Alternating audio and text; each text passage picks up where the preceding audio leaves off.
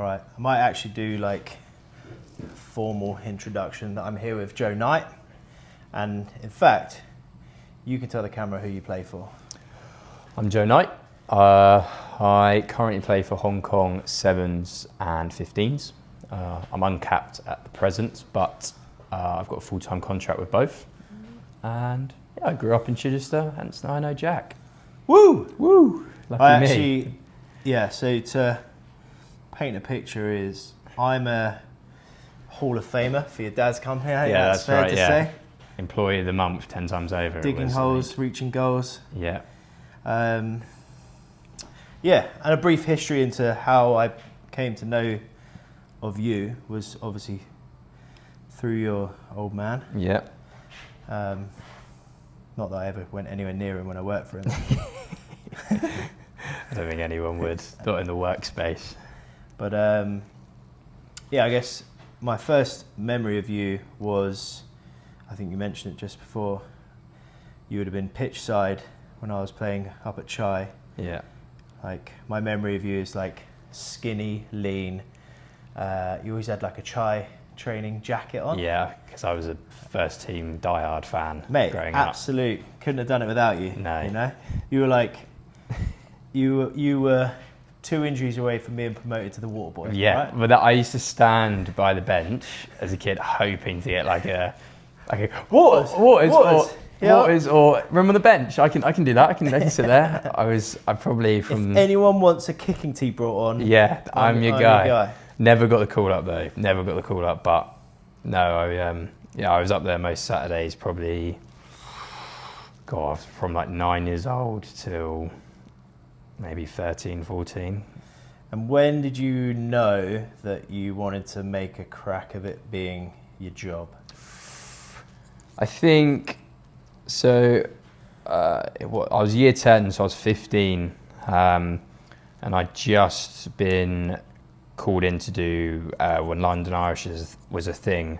They used to have like DPP centres, so like the first intake of academy, and a few of us from my school got asked to do that, and I sort of did all that for sort of the whole of year 10. And by year 11, I had a real tough call to make, because I was at Portsmouth Grammar School, and I was loving it. I was at such a good group of mates, and we were sort of like, we spoke to the academy coaches, and they're like, oh, we've got this opportunity like an ACE college, so like your Hartbury's, sort of that sort of thing. They have like a league, and schools that are affiliated with the club, and I was really lucky because I got sort of asked if I wanted to trial for that. So I went up and trialled for that in year 11, and like I got to go see Hazelwood, which is obviously the old London Irish training base. Rest in peace. Rest in peace. Rest in peace. Rest in Let's peace. maybe take a minute. I'm still. Pull a drop. They're coming back, and I'm ready drop. for it. Are they coming back? Yeah, pour one out for the Irish, but they might be coming back. I don't know. Well, it depends. But Goodness me. mate, yeah, that was my sort of like first thing where I sort of like I went up to Irish, did this trial, and got offered a spot at this college, and I sort of had to leave. My dad had worked really hard to put me in private school, and I was sort of like, Dad, I really enjoyed it. I got to be at London Irish. I got to be with the coaches, and they showed us our school program, which was like 4 days of school and like a day of rugby a week, and training sessions and gym sessions, and I was like, this is so cool. Like, and when you're there, is there anyone walking around? Any of the Irish boys? There was a good, like Nick Phipps is probably the big one I remember, like the Aussie 9. Man, that he was like, you talk about yappy nines, like he was like the king. I remember seeing him, and I can't remember who the other 9 was at the time. Maybe Roy Brand. We were watching training after we'd finished training, and I just saw like them both just swinging at each other on the training pitch, and I was like, oh my god. Who's this? Phipps and who? Phipps and a guy called Roy Brand. I think he plays at Watsonians down in Scotland. But he was sort of a few years above us, just as graduated from senior academy. Who won?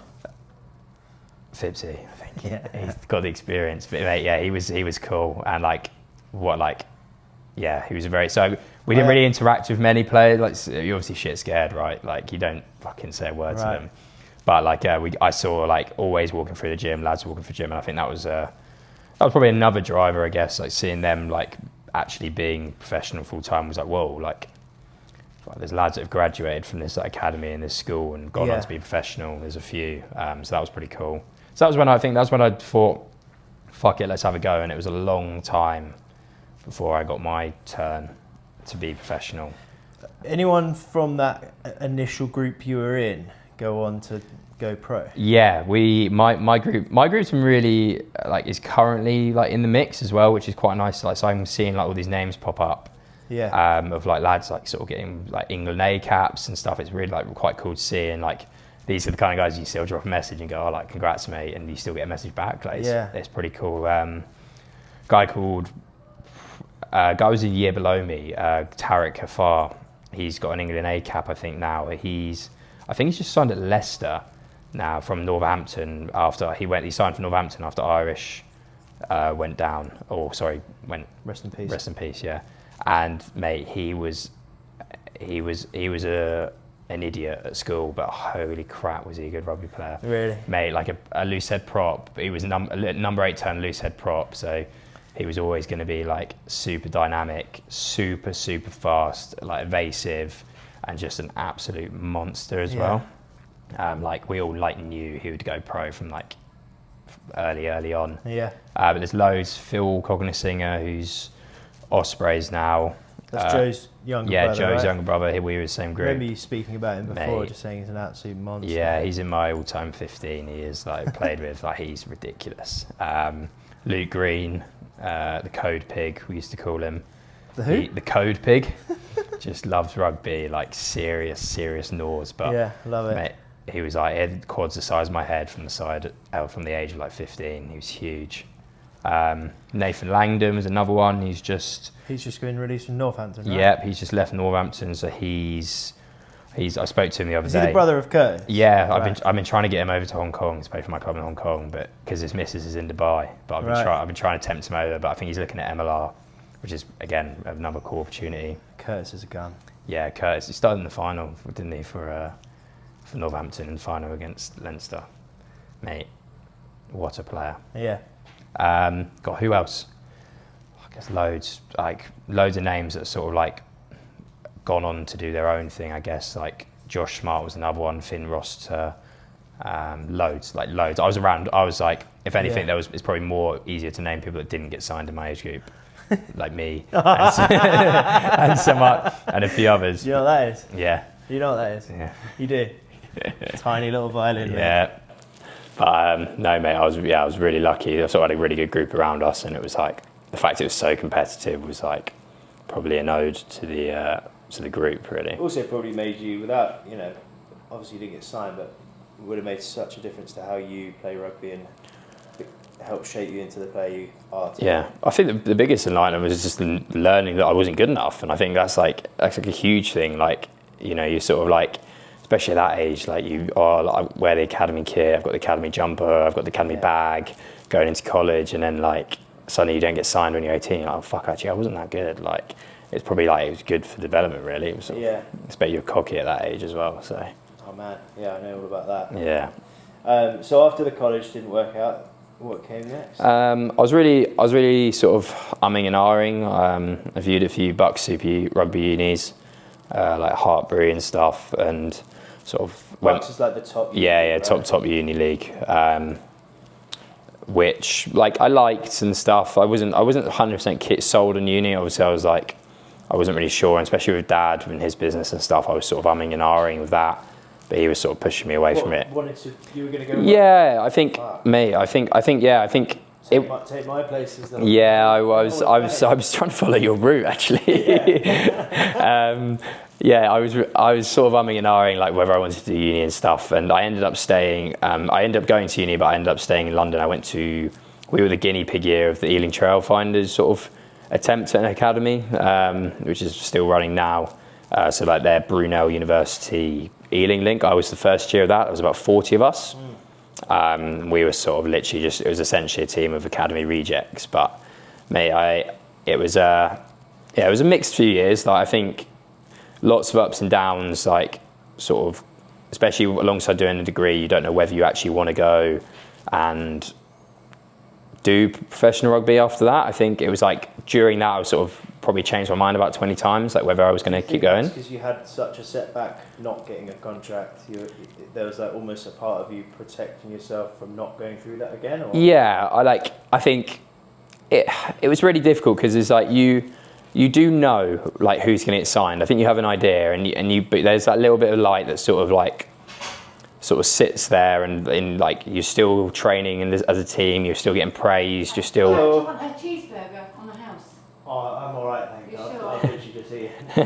No, honestly, I'm fine, thank you. Is it going to go to waste otherwise? Yes. Maybe pop it up there. I'll see. What onions with it? No, thank you. Maybe make ketchup. Timing. That's so good. No context. No context cheeseburger. Yeah. Where was I? So yeah, like there was always that little bit of light, but you sort of knew who was going to get signed, and I think I sort of held on to that as long as I could.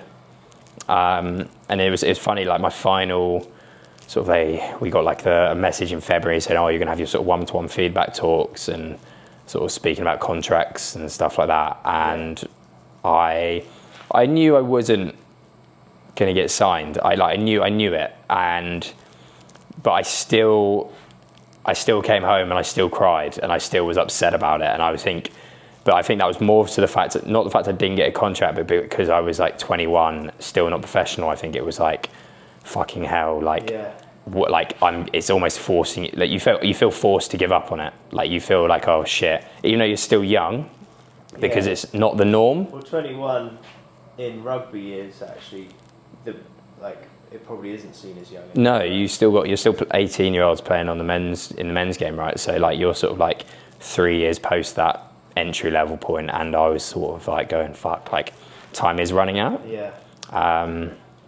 So yeah, that was like, it was a difficult 3 years because I think it was on and off, like whether I was going to get signed or not, and like whether that belief was there. But I got to the end of it, and I was still obviously upset I didn't get signed. But like, I learned a lot in the sense that you can you just got to keep at it, because that 3 years will be a long 3 years if you give up.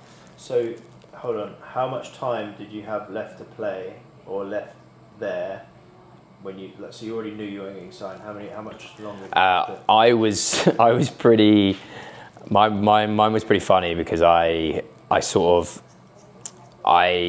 I wasn't getting signed into February, and I left in March. But I left because I joined a different club in March. I just decided, I literally pretty much as soon as I knew I wasn't getting signed and had that feeling, I'd already set up something else just in case. So I signed a contract with, like semi-pro contract with Ayrshire Bulls in Scotland. Yeah, when the Super Six was still a franchise up there.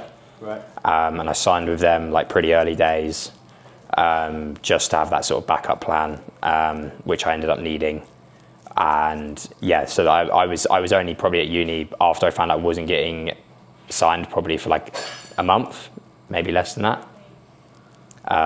So yeah, it wasn't too long to sort of dwell on it as such. I had need something new in the pipeline to go, really, something new to try. So Scotland, you get up there? Yep. Scotland, I moved in with a guy who I'm still good pals with called Rod Tanner, who still plays for Ayr. He's a hooker, wasn't he? Yeah, he's a hooker prop, like the funniest bloke I've ever met in my life. Up the front row, yeah, mate, he is the pinnacle. Hold on, funniest bloke you've ever met? Yeah. Hold on. No. No. Sorry, second funniest guy I've ever met. Sorry, excuse me. Very weird to say. Yeah, I don't know why that came out. He, yeah, mate, I like living with him was so funny, and like, yeah, it was. I think that was my first time properly going away from home. Like London, I was sort of an hour and a half. Like even when I was at Irish, staying with my auntie, I was only an hour and a half away, and this was my first time sort of going, right, let's leave the nest here. And that was that was my first sort of taste of real men's rugby, like no uni stuff. So there was no like sort of age cap as playing such. Against blokes. Yeah, I was playing against men, not just any blokes, like big Scottish Glaswegian men, and it was yeah, mate, it was tasty, and that was another eye opener. And like, how much of a difference was it for you? Huge, yeah, massive. Like genuinely, like the level that was, they were champions already, right, when I turned up. So like the standard was there, the standard was set, and I think I had to very, very quickly get on board with that as sort of like a 21-year-old back row forward in a pack of sort of like seasoned players. It was like, holy shit. Like, I had to pretty quickly get up to scratch. And I had a really tough year, like selection-wise. Like, you know, I started maybe 2 games and the rest I came off the bench for the whole season, which is like, was like another rude awakening. Like, fuck, you're not that good yet. Like, you're not. How much of that do you think was that, or English boy playing in Scotland? I don't know. It was hard. We had a few mixed nationalities in there. Like, we had a couple of New Zealanders, Aussie. I think I was for them. I was a bit of a stab in the dark. Like, played uni rugby, was looking for something different. We need a back row forward. Let's take a stab on him. Do you know what I mean? Yeah. I think like I did my absolute best, and it was semi-professional rugby, and I. Mate, how about that for length off? Yeah, perfect. Yeah, don't want to take too much. Don't get it back. So it was again another tough experience. Like, enjoyable because of the people I was with and the people I met, but sort of by July, so I've moved in March. Sort of by July, September or August, sorry, I had my contract cancelled. I had that taken away from me. So the head coach, we sort of had a chat before the end of the season. They'd done some sort of the Scottish RFU had sort of changed some rules. I think he was saying. I was sort of checked out at this point, listening to the conversation, because he'd already told me I wasn't coming back, and they changed some of the rules. So some of the players or the squads were only allowed a certain amount of foreign players, and being English, I count as foreign. Right. So they were trying to make the league more domestic and give academy players more time. So I'd sort of been told, yeah, by the way, we're not going to keep you on for this next season. So I was like, oh, so it was another real setback, really. But yeah, like, again, it doesn't take away from the time I was there. Like, super enjoyable. Made a really good pal at Rod. Still catch up every now and then. But yeah, good place, good people. Then Scotland. So how have you gone from Scottish rugby to where you are today? So finished that, came home, sort of had a reevaluation, got a job as a teacher or a sports coach / teacher at Portsmouth Grammar, where I went to school. Just sort of saw a job advert online, applied for it, went for it, got it.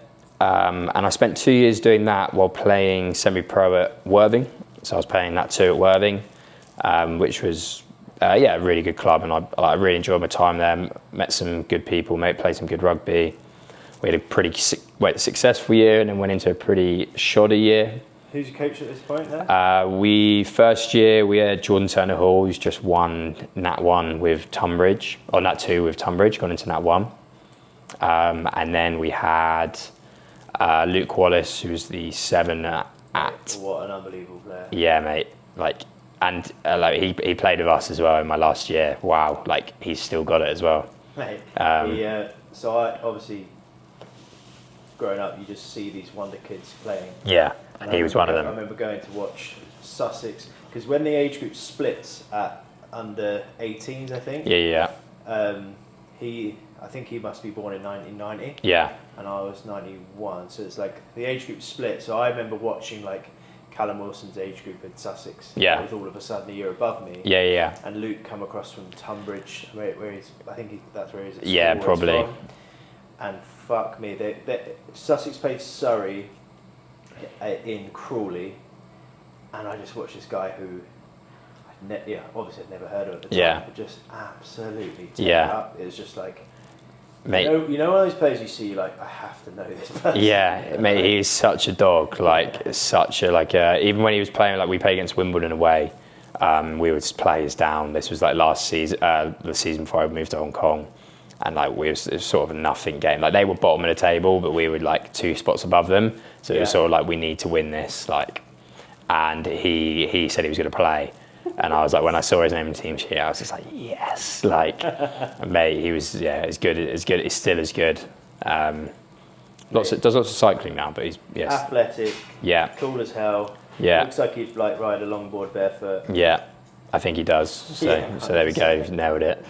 But yeah, mate. So that was. I spent 2 years there, and Fred as well. Probably special mention to Fred. Fred was there both the years I was there. He took head coach in the second year. Like really sound bloke, great coach. Had a pretty shit year with Worthing this year, but I don't think that was down to him. Fred Pierrepoint. He's the director of rugby at Hurst School. Okay. Sort of in the area. He knows Cal pretty well, I think. Cal Wilson pretty well. I remember Callum maybe appearing on a podcast in COVID with a coach from Hurst. I'm wondering if that was It might be him. I think he does do some of that stuff. But yeah, he was pretty influential as well. He was like, he showed, well, he probably for the first time after a few knockbacks, probably like showed some belief in me and like gave me a real good run of games. Yeah. I think in my first year at Worthing, I was sort of like playing a game in the ones, play a game in the twos, play a game in the ones, play a game in the twos. And he really sort of second year showed some belief in me and let me play. And I had a really good year. And I walked out of that with coach's player of the season and sort of back on my high horse again, really. Yeah, man. Loving rugby again. Which then eventually ended up to me playing a bit of summer sevens and then hopping on a flight to Hong Kong, making the jump. So over the clubs that you played for, like, are there any like real highlight moments for you personally that spring to mind? Is there anything that you can think of that's like, fuck, I did that, or like that was really cool, or I love how I played that game, or? Yeah, I think my 2 years at Worthing, like the sort of that second season I played at Worthing was probably, as I said, so huge for me. Like probably not as just one standout moment, but being able to sort of string some good rugby together and sort of like get that belief in myself again was like super important for where I'm at now. Like knowing I can do it and knowing I've got sort of that, I know, like back myself in that ability. And I'm not this young under 18 sort of unsuccessful academy graduate anymore. Like that's not the title I define myself as anymore. You're like a vet. I was like, yeah, I'm a vet now. Like I'm like, and it's funny, like playing sevens last weekend with like our development team and captaining that, and it's like I still think I'm 19 and I've got like all these young bucks around me, sort of 18, 19. I'm like, fucking hell, like I'm 24 now. Like I'm actually like they look at me and go, fuck, he's actually a little bit senior. I'm like, shit. And it's like, I'm a vet now to these guys. Mate, how old was Sean Perry when you got the senior cap? The scrum half, you probably... Fuck knows, that's way before my time. Yeah, how old is he? He was like, I think he was pretty much 30 or like... Yeah. Properly an old boy. So. Fuck it, but it can happen. So yeah, so like I think standout moments, obviously that season as a whole. But like probably growing up, I say it to my dad, like my favourite time playing rugby was at school, like playing at Portsmouth Grammar School with my mates. Like, did you have a good team then?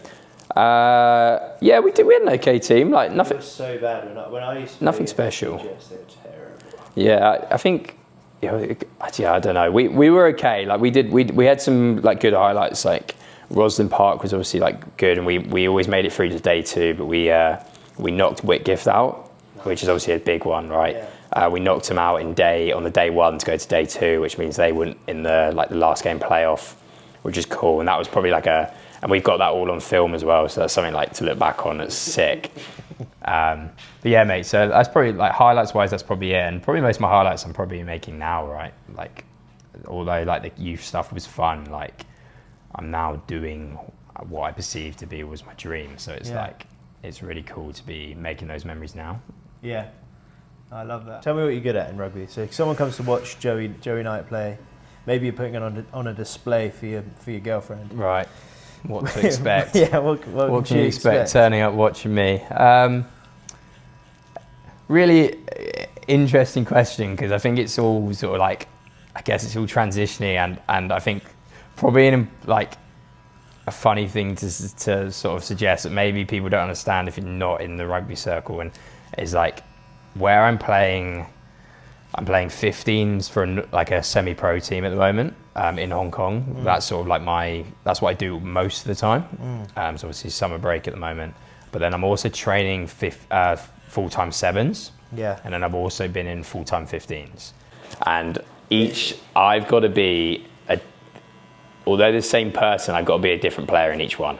Like, I think there's a lot of emphasis actually that's put on be yourself, play how you play, but there's also an element of like you've got to fit the bill and you've got to do what people expect of you. Yeah. Thank you so much. That's the encona, the hot pepper or something. Yeah, we'll get it down.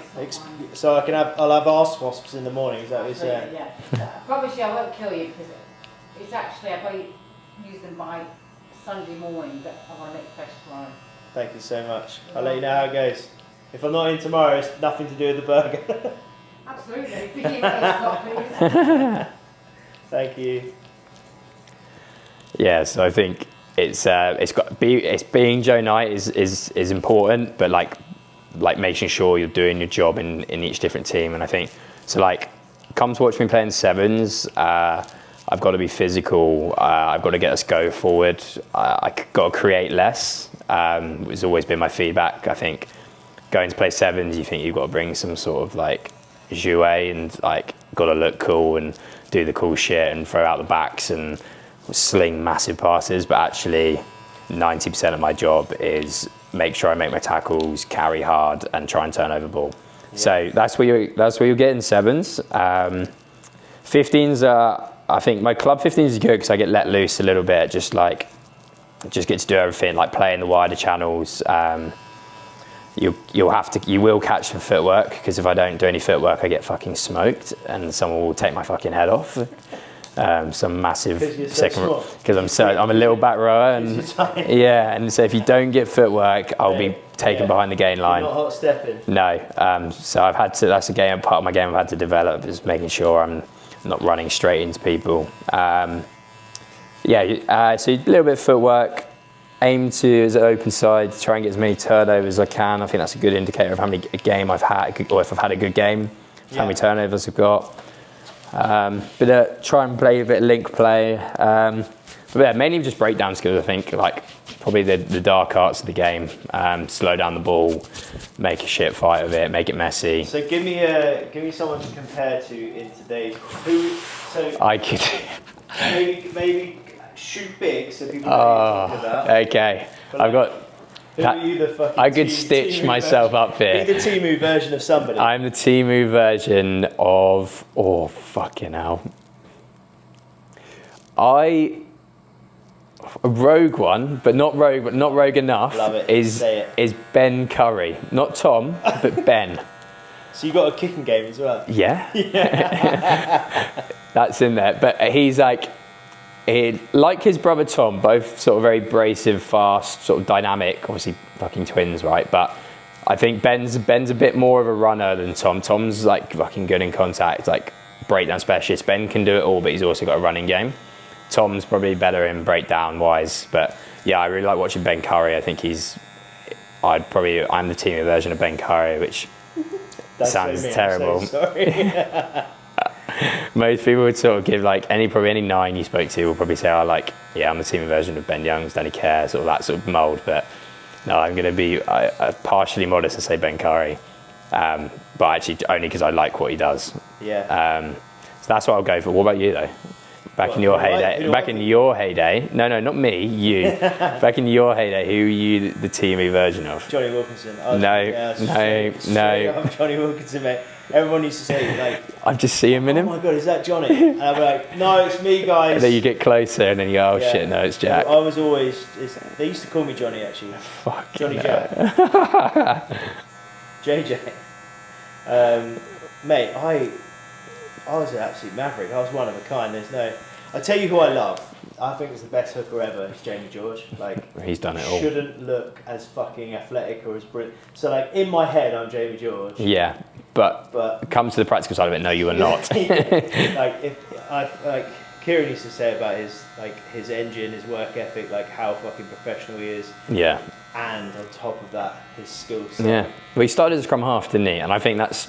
Not professionally, obviously. Well, I started scrum half as well. Different paths, but yeah, I think that's the important thing. I say to my little brother now, he's playing at Chai under 16s.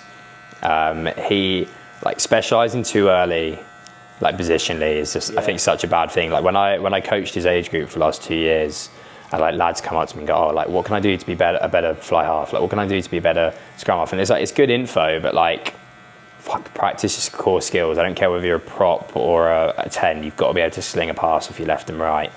And I think Jamie George is probably a great example of that as a youngster. Like, Mate, unreal. yeah, what a player. So that probably leads us on to like quite a nice, maybe growing up, because they were the idea of people you watched and who you've enjoyed growing up. Like, give me an idea of these like players you've watched or wanted to be like as you've got older. Yeah, I think you can start. Sorry, you're not going to fall in this one this time, but I think you can start pretty low, like as like a. Probably when I first remember watching rugby, my first memories of watching rugby isn't watching England or isn't watching Irish at like the Majewski. My first memories of watching Chai. So, you know, there was a great player, really strong. Big back was Big Moses. Oh. I thought you were going to say me. No, Moses. I can never remember his surname. Or Chris Johnson, in fact. Both two animals. Animals, right? Like both back row. I was playing back row at the time.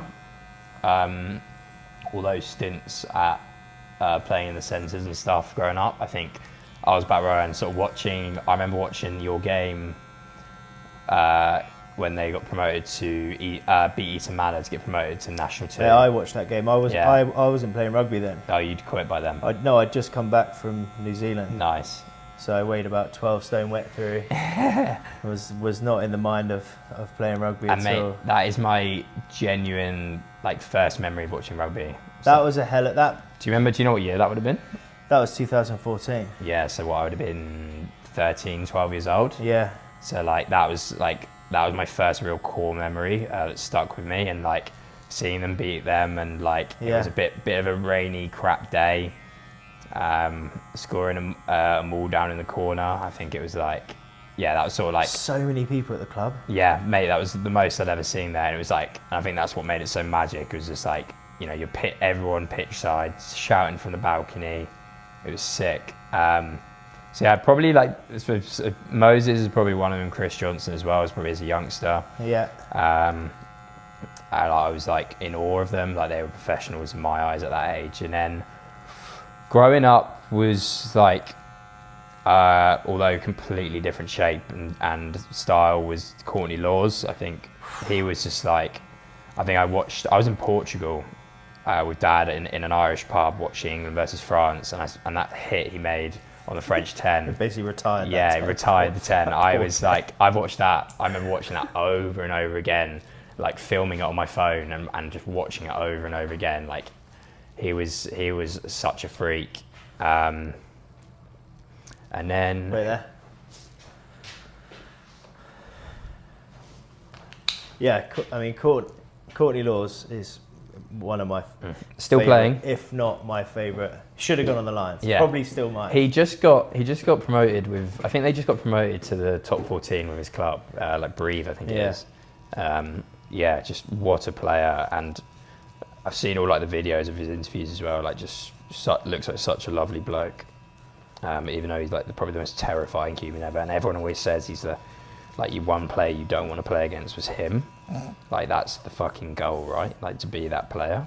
Especially if he's a 9. Like for a long time, he was known as a big hitter, but his highlight reel was just murdering 9s. Yeah. Until he absolutely killed Bastereau. He was always a big hitter, but it just happened to be that the people he killed were 9s and 10s. Yeah. My first shirt was a Tuolangi shirt. I'm not 13, Tuolangi on the back. That was my first shirt. I think like proper shirt. I got with a name on the back. Freak. Yeah, I watched a lot of London Irish growing up. So,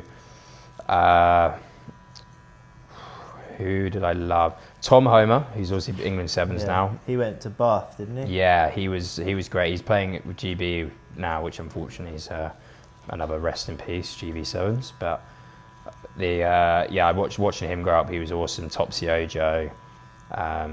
Like players like that was sort of like I managed to grow up watching the Majewski and having the season ticket up there was pretty cool.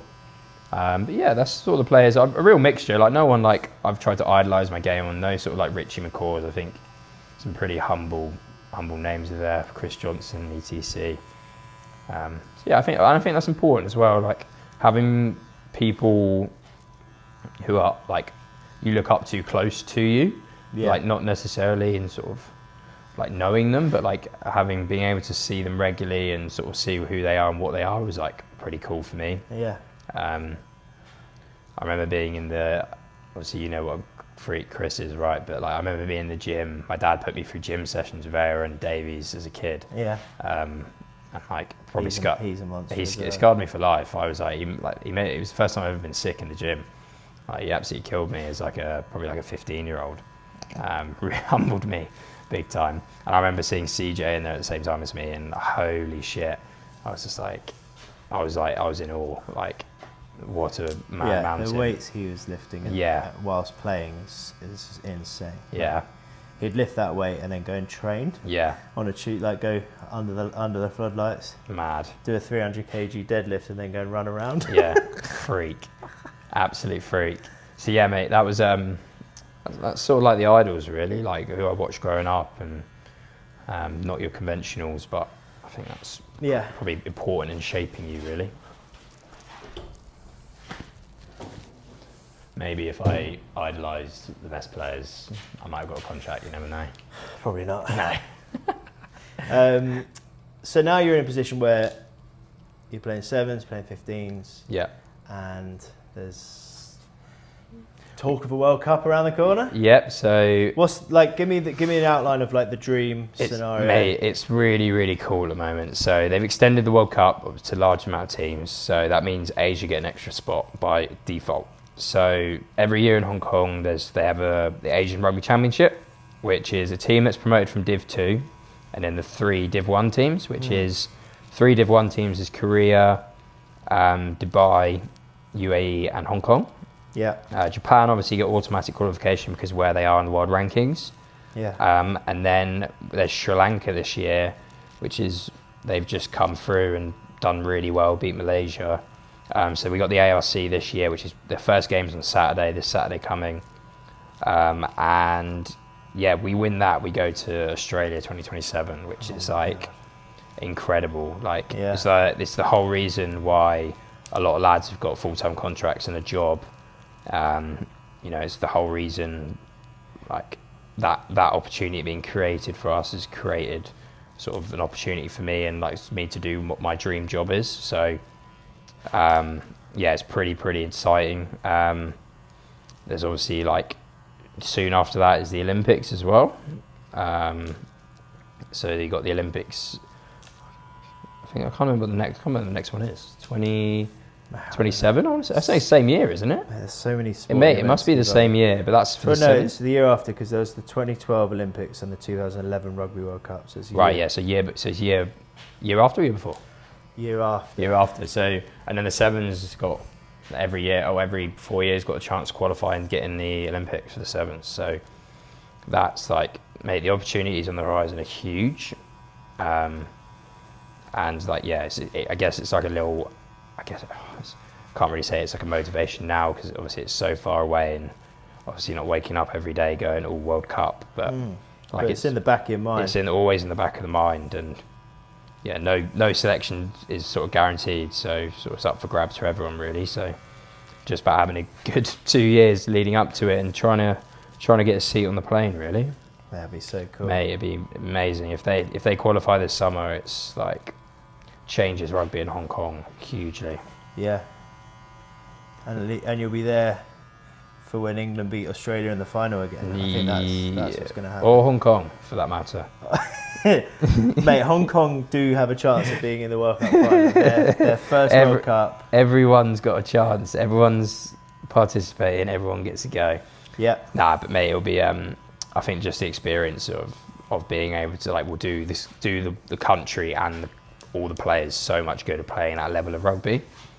So yeah, Dubai they got Dubai this weekend, so it's sort of the first marker really. It's like base camp of the Everest climb. But yeah, pretty cool. One step at a time. Yeah. What? All right, I think I want to build a team with you. Right, let's do it. And maybe what I'll do is I'll match So we'll build a front row and we'll build a second row. Are we building it in conjunction together? Are we going? No, as in like, so what I think what would be cool is like if we build a team together or like against each other. Right. And then if anyone gives a fuck about this, then they can decide whose right. team would win. Okay. And I'll try and pick my players like off of like around the era that you're, so I'm not just going to be like. So you want all time, not current? Yeah, I just reckon. All right. I just reckon current all time 15. Yeah.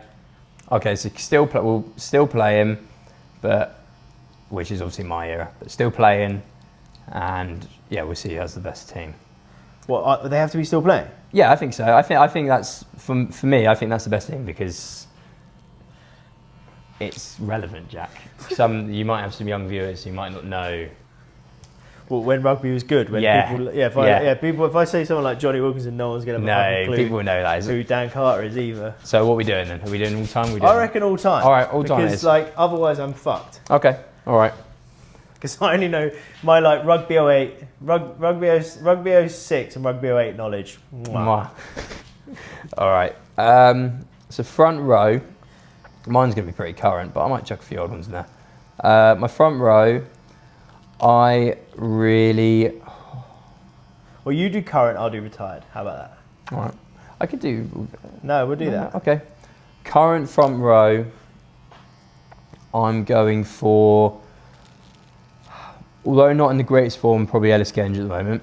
Yeah. Obviously on the Lions tour, as he deserves. I would go hooker Dan Sheehan. I think all round he's probably one of the best right now. And then tight head. It's going to be like all British and Irish Lions. I'll go Will Stewart, but it's not going to say all British and Irish Lions. But I think there's a good balance there. So you think Will Stewart's the best prop in the world at the moment? I think he's the best tight end in the world at the I moment. love that.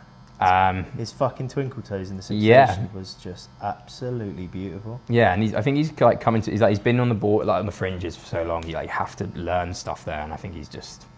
Apparently, he's a mother flipping freak in the gym. Yeah, yeah, and he's funny as fuck as well. Apparently, which makes it so good. Makes him twice the player.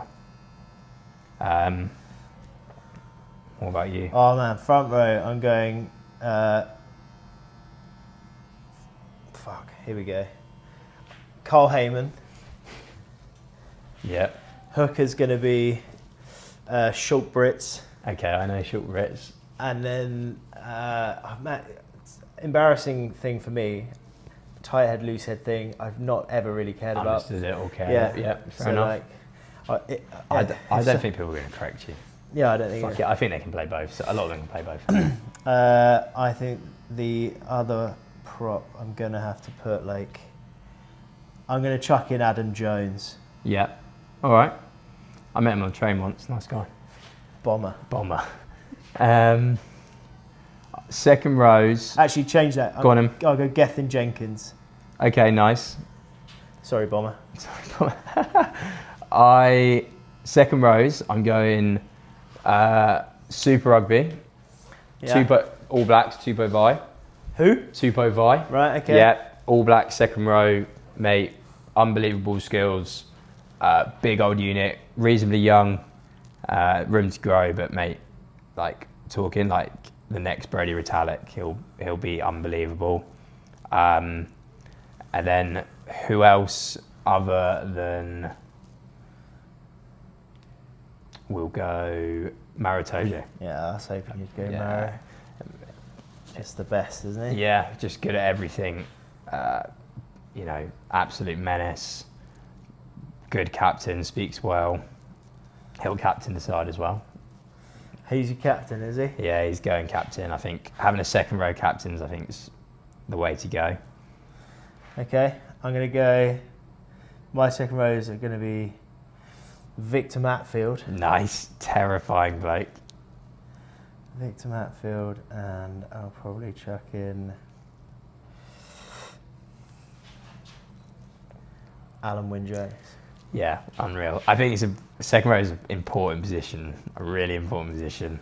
Like you got 2 lumps because if I'd picked that French second row, I can't even remember his name though.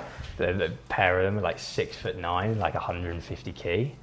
Outrageous. Big Willie, Little Willie. Yeah. Willie Skelton. He's Yeah, fucking freak he's as well. a freak. Back row, I will go. Gotta go Ben Curry at 6. He's your man. He's my man. I trust that guy. Not being a Sale fan at all, but trust that guy. Super consistent. 7, Super Rugby, bounce back again. Hurricanes number 7, Duplessis Karifi. He's a shout for the All Blacks this year. Like captain the side as well. Unbelievable player. Like if I could be anyone as well, I'd be him. Like one of my mates in Hong Kong. Mate, who's that? Wallace Satiti. He's fucking sick. I haven't finished Oh, yet. so you're 7? He's my 8. He's Wallace Great. Satiti. He's my 8, mate. That I don't know if you've seen the clip of him throwing that out the back. Was that him on the floor when he's just? No. It was.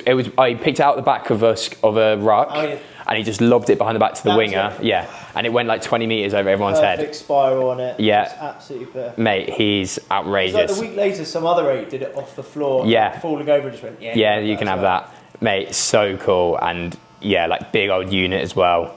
So yeah, but yeah, if I could beat anyone, I'd be that Duplessis Karifi, mate. Like at 7, like built like a brick shit house, super fit, just a cool guy as well. You'd like him. You need I to. love Dalton Papali'i. Yeah, Dalton Papali'i. He's fucking cool as hell. There was Brad Shields had a shout for me as well. Apparently, mate, he's an absolute man mountain. Apparently, I've never apparently when you stand next to him, he's like as wide as he is tall, but he's also like 6'4", so he's enforcer, I remember huge. seeing George Cruz when he was at Sarries. Right. I was just thinking, like, he almost put the light out from the sun. He was Yeah. so big. Such a freak. Mate, who you got back row? Back row, I'm going to say, because we've spoken about him and he's pretty fresh in the mind, I'm going to go Courtney Laws at 6. Yeah, My 7. See, I don't want to pick King Richard because that's just unfair. yeah. So I'm gonna put Thierry Dusatois at 7. Nice. And then my number 8 has to be Kieran Reid. Yeah, fair. He's a fucking Just good at everything, right? absolute freak show. But then with my squad, I'm not. I could sit here and go, yeah, well, we'll pick the Pont because which I will. But I could sit here and try and pick the best World 15 that everyone's written down. But Well, exactly. That's there's no fun in that. It's fluid, mate. It's always moving. Yeah, this team's got a different profile to everyone else's, and it's. And I'm only trying to beat your team, so I'm picking the best of all. I've got a pool of You've players. got the advantage. You should go first to the back because I feel like you got the advantage because then I can listen to your shouts and up you. But I'll go for the halves. I'll take Dupont and then I'll take Damien McKenzie at 10. He's had an outrageous year at Super Rugby this year. Mate. He shines so well in a league that doesn't tackle. Yeah. Like they are playing touch. Yeah. I love him. He's just so elusive, great skills, and just like probably sees the game. Yeah, sees the game, sees shit happening long before it's happened. Yeah. That's a great shout. So my my 9 is gonna be oh my god, so many 9s. You've got a big pull. I probably Lorik and White. I don't want to go too old school because no one's gonna know, like especially you. You're not gonna have a clue if I name I some. might know some. No, you won't. I'll go Will Genya at 9. Okay, nice. And then at 10, I don't want to pick because it's unfair if I pick Carter from your Mackenzie. That's just not allowed. My 10, Charlie Hodgson. Charlie Hodgson. Love him, mate. I've met him before. Mate, most underrated 10 of all time. Silky ball player. I've watched. He was sort of like Saracens like Prem winning era, wasn't he? He was like. Yeah. I remember watching him. Kept Owen Farrell at the time. Yeah, mate. Crazy. 12, 13 is a huge one. My 12 has to be Nonu. I can't list a team without him. Yeah. So Nonu's my 12. My 13 is going to be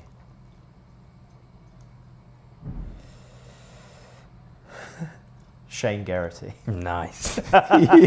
We've gone off the rails here. We've gone super alternative best teams. But I'm gonna one up you there with the French 12 Mofana. Oh, Seriously silky skills, and he's a fucking bulldog as well. What a freak. And 13 Super Rugby shout again, but outside shout for the All Blacks this year. Proctor. He's played 13 for the Canes, mate. He's an unbelievable year. He's so good. honourable mention for Havili. Yes, He's Havili's fucking sick. he's been class. Yeah, those are my two. I like those two, and like Proctor's like a good defensive 13 as well. Like he can read the game. He's just impossible to tackle as well. He's like so sort of gangly, quick. Wingers. Should I go? Yeah, you go.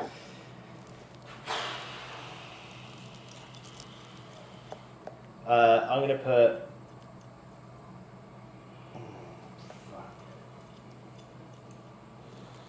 Rapeni Falfa, one wing. Mm-hmm. And my other wing is going to be... I need a safe pair of hands, really, if I'm going to have that on one side. Mark Cueto. Nice. You need someone who's not going to go rogue. Yeah. Do you want to do your fullback as well? By the back three? Nick Abendon. Nick Abendon. Yeah. Fucking... Well, I will go rogue. I'm going to go rogue. I need to chuck some sort of Islander in there, I think. So I'll go Jasua Tuasova on one wing. The biggest legs in rugby. Yeah. Biggest calves, biggest quads, biggest hammies. He plays for Toulon, right? Yeah, he plays 13 for Toulon, but he's mainly on the wing for Fiji. Fiji. On the wing for Fiji. Fiji. And I'd go the other winger. I think Henry Arundel coming back to Bath, huge shout. I love him. Mate, after that first touch against Australia, I think, and I played with him as well, he was like a young 16-year-old coming through when we were in academy, and like... Do you know, I can't stop watching the Irish try when he just picks up the ball, he goes, all right. Through the middle, gone, see ya. And mate, he was like, as a 16-year-old, like he was like nothing special, and I'm sure he'd say the same. And then suddenly he just fucking, I don't know, Irish turned him into an absolute freak. And in 15, I can't give you a name for this one though, that's the problem. But there's a 15 who plays for Tonga Sevens, and he's played this year for Moana Pacifica, and he's been voted the best player in Super Rugby this year. And I can't tell you his name. Give his name a go. I'm not saying it. It begins with a K. There's a T in there somewhere, Yeah. and there's an L in there somewhere, an E and an O. What you need to do is you need to text me his name. Yeah, I'll do that, mate, because you got to put a picture. And mate, he absolutely ripped Hong Kong a few years ago as like a fresh 18-year-old, and at Sevens, and now he's torn up. Nice, the wing nut. Do you want to see the back? Let me see the back. An adult trim. Hey? An adult trim. No more party. Nice, mate. Love and appreciate that. You've gone too far around. Right, hang on. There you go. Legend. Beautiful. You big. Do you want any stuff in there or not? No, mate, I'm going to go home and have a shower. Well, thanks for doing that. No, mate, thank you. Thank you for Absolute joy. catching me last minute. Oh, yeah.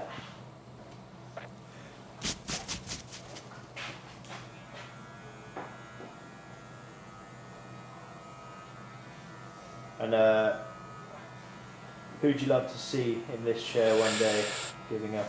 One day, or I think anyone? One day. Anyone? I'd like to nominate someone and try and get them in, and I would put so much pressure to get them in as well. I will nominate